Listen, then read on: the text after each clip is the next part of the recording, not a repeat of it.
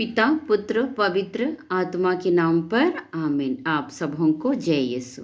मेरे भाई मेरी बहन, अभी हम लोग उत्पत्ति ग्रंथ के अध्याय 21 पर मनन चिंतन करेंगे। हम लोग देखते हैं अध्याय 21 के वचन 1 से लेकर 9 तक के बीच में इसहाक का जन्म होता है, और वचन 9 से लेकर 21 तक हगार को परिवार से निकाल दिया जाता है, और वचन 22 से लेकर वचन 34 तक हम लोग देखते हैं इब्राहिम के साथ अबीमेलेक का संधि होता है। तो हम लोग देखेंगे अध्याय 21 के वचन संख्या 3 में इसहाक का जन्म होता है। इब्रानी भाषा में ही इसहाक का अर्थ है हंसी। क्योंकि अध्याय 17 के वचन संख्या में देखें, अध्याय 17 के वचन संख्या 19 में हम लोगों ने देखे इस नाम को प्रभु ने ही रखा। क्योंकि अध्याय 17 के वचन संख्या 17 में देखेंगे अब्राहम ने भी हंसा और सारा ने भी हंसी। इसके कारण ईश्वर ने कहा कि जब जब तुम इस नाम को पुकारोगे तो तुम पश्चाताप करोगे। ये समझकर ईश्वर ने उसका नाम क्या रखा? इसहाक। हालेलुया। अब हम देखते हैं स्त्रियों के ईर्ष्या के कारण हगार को अपने घर छोड़ना पड़ा। अध्याय 21 वचन संख्या 14 में हगार को और उसके बच्चे को निकाल दिया जाता है। ये कहाँ चली जाती है? कुछ पर्याप्त सामग्री देकर, कुछ खाद्य पदार्थ देकर उसको इस्माइल को निकाल दिया जाता है, और वो मरुभूमि में जा कर के हगार और उनके बेटे रहते हैं।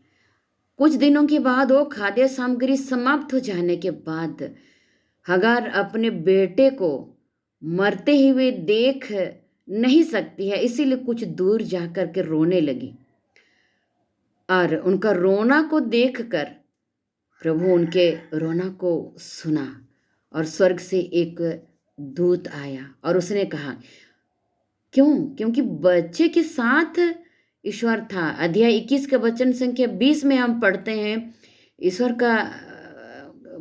का साथ बच्चे के साथ था, इसीलिए उसने बच्चे का रोना को सुना और आया उनके पास, हगार के पास, और कहता है कि उठो, बच्चे को भी उठाओ, बच्चे को संभालो, देखो मैं इसके द्वारा भी एक महान राष्ट्र उत्पन्न करूंगा। और उठाती है हगार, अपने बेटे को उठाती है। उसके बाद ईश्वर ने उनकी आंखों को खोल दिया, क्योंकि वो इतना दुखित थी, इतना दुख में थी कि वो सामने में जो कुआं है वो देख नहीं पाती थी। मेरे भाई मेरी बहन, हम लोग भी कई ऐसे वरदान हैं जिसको कि हम लोग दुख में डूबे रहते हैं, चिंताओं में डूबे रहते हैं, जिसके कारण हम लोग उसको नहीं पाते हैं। हालेलुया। ईश्वर ने उनके आंखों को खोला और सामने में क्या देखी? उसने एक पानी से भरा हुआ कुआं को देखी। अब हम लोग बोलेंगे क्या हुआ? चमत्कार हुआ था?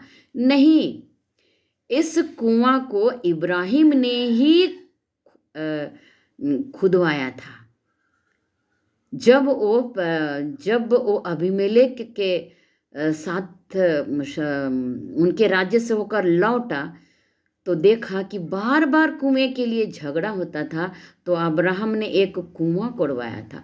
क्योंकि पानी के लिए झगड़ा होने के कारण उसने स्वयं ही कुआं कोड़ा था। कुएं के पास हम लोग देखते हैं अबीमेलेक और अब्राहम का संधि भी होता है, और उस संधि के बाद में उस कुएं का नाम क्या रखा जाता है?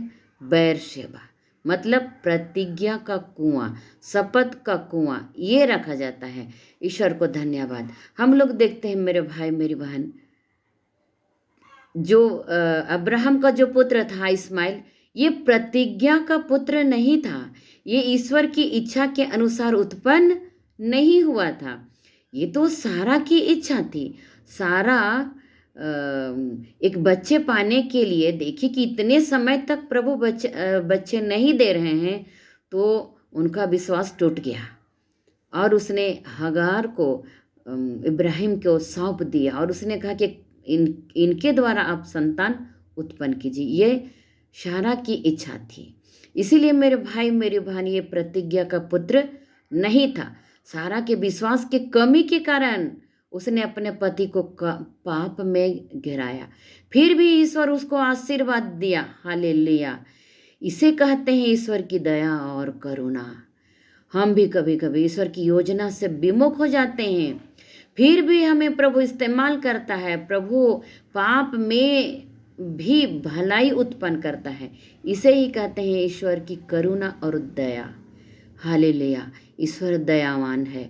तो हम देखते हैं अबीमेलेक कि किस तरह अब्राहम के पास गया और देखा कि उसके अब्राहम जो भी करता है ईश्वर का आशीर्वाद उनके साथ रहता है। इसीलिए वहाँ पर बैरशेबा के पास, कुएं के पास, इन दोनों ने एक शपथ ली, एक संधि की।